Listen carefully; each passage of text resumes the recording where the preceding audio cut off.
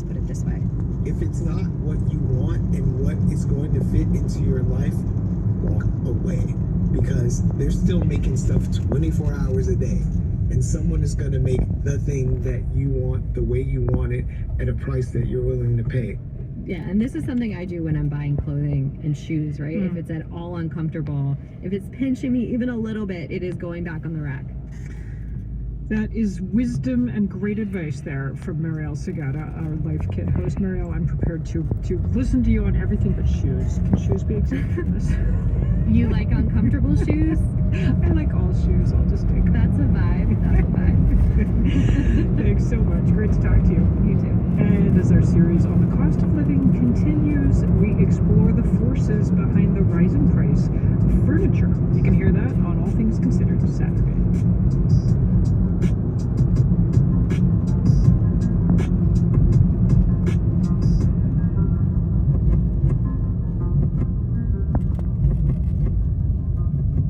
Listening to All Things Considered from NPR News. The Highway 99? We're on Highway 99. For more than a month, Senate Democrats have voted against a Republican measure to reopen the government as they fight for an extension of expiring health insurance subsidies. We went to the barbecue by Tony. Yes, we did. They were looking for an off-ramp, but election victories Tuesday night have emboldened many Democrats to press on, even as pain from the shutdown grows. NPR congressional reporter Sam Greenglass explains why Democrats think the public is on their side. In 2018, Andy Kim ran for a Republican-held congressional district in New Jersey.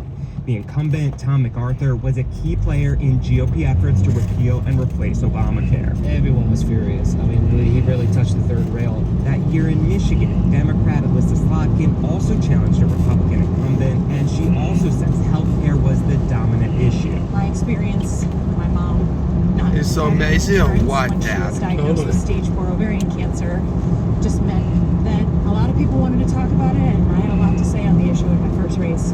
Kim and Slotkin flipped the seats, and along with other first-time candidates running on health care, helped sweep Democrats back into the House majority. Also in that cohort, Abigail Spanberger and Mikey Sherry, who this week were elected governor in Virginia and New Jersey. 8 years later, Slotkin and Kim Give her center someday. Democrats are holding out for Affordable Care Act subsidies. Adding health care will again fuel a midterm blue wave. T Center. Open enrollment began November 1st, when many Americans discovered that premiums are going to skyrocket, Gilbert Center, including in Michigan. That's 500,000 people in my state alone.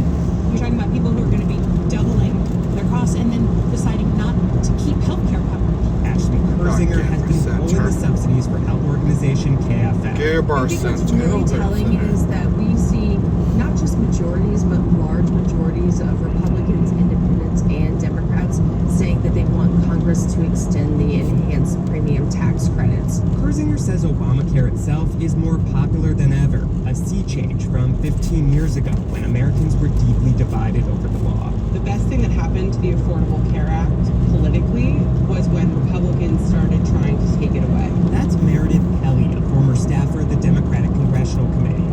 Toward the 2018 cycle, Kelly worried Obamacare would be a political liability. But then, with President Trump in office, Republicans moved to gut it. I think the 2018 cycle was a massive turning point for the popularity of the ACA. Democrats worked really hard to help Americans understand what Republicans were ripping away. Hustling to yet another funding vote, Slotkin says it's hard to guarantee healthcare will play the same role it did in 2018, but she thinks there's a good chance it will. Among all the major